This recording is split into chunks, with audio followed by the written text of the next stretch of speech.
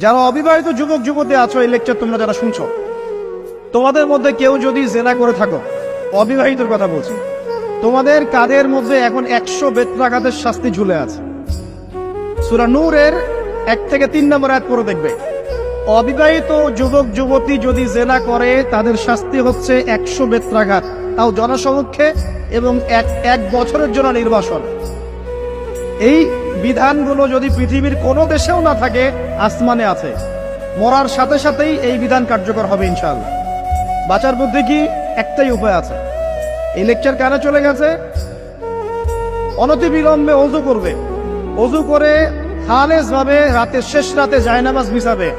জায়নামাজ বিছিয়ে আল্লাহর সামনে দাঁড়িয়ে 2 রাকাত নামাজ পড়বে। পড়ে নিজের পাপের কথা স্মরণ করে চোখ দিয়ে দরদর করে পানি ফেলে দিবে।